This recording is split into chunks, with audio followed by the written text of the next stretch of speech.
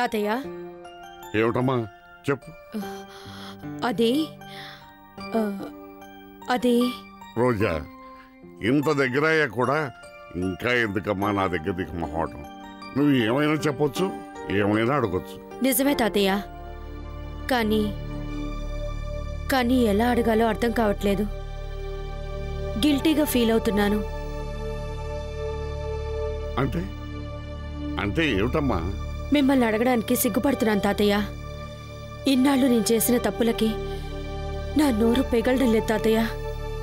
ఏమీ పర్వాలేదు అన్నాను కదమ్మా, నువ్వేమీ సిగ్గుపడాల్సిన అవసరం లేదు. నేనేం అనుకోను కూడా. నిజంగా ఏమీ అనుకోకూడదు. నేను అడిగింది కాదనకూడదు. ఇదిగో నీకు మాటిస్తున్నాను, ఏమీ అనను, అనుకోను. మాటిచ్చాను కదా, ఇప్పుడు చెప్పు. తాతయ్య, మిమ్మల్ని పూర్వ వైభవంలో చూడాలనుంది. దర్జాగా మీసం మెలేస్తూ మేడ మీద నుంచి దిగి వస్తూ ఉంటే మీ రాజసం చూడాలనుంది. మిమ్మల్ని ఐశ్వర్యంలో ఆనందంగా చూడాలనుంది. నాకు నాకు ఆ అదృష్టాన్ని కలుగచేయండి తాతయ్య. అవును తాతయ్య, పదండి మన ఇంటికి వెళ్దాం. మనకిప్పుడు ఏ సమస్య రాదు. సరదాలు, సంతోషాలు, అవధుల్లేని ఆనందాలు మన సొంతం. ఇంతమంది మనుషులకి, ఈ ఉమ్మడి కుటుంబానికి ఆ భవనమే సరైన చోటు. చెప్పండి తాతయ్య, అందరికీ రెడీ అవ్వమని చెప్పండి. మన ఇంటికి మనం అంతా కలిసి సంతోషంగా వెళ్దాం. తాతయ్య, ఏంటి ఇంకా ఆలోచిస్తున్నారు? ఆ ఇల్లు మీది, ఆ యావదాస్తి మీది. మీ ఇంటికి మీరు వెళ్తున్నారు, దానికి మీరెందుకు ఆలోచించడం?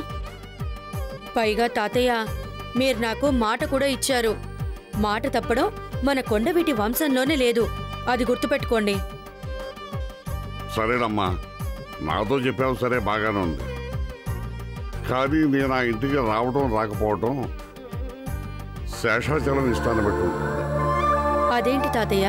అవునమ్మా, ఆ రోజు కట్టుబట్టలతో బయటకు వచ్చినప్పుడు ఇంతకాలం ఆదరించింది వాడు, వాడింట్లో ఉంచి అన్నీ చూసింది వాడు. మరి వాడు అంగీకరించకుండా రావటం. అది నిజమే తాతయ్య. సరే, శేషాచలాన్ని ఒప్పించి మనందరం అక్కడికి వెళ్ళడానికి ఏర్పాట్లు చేస్తాను. సరేనమ్మా, అలాగే చెయ్యి.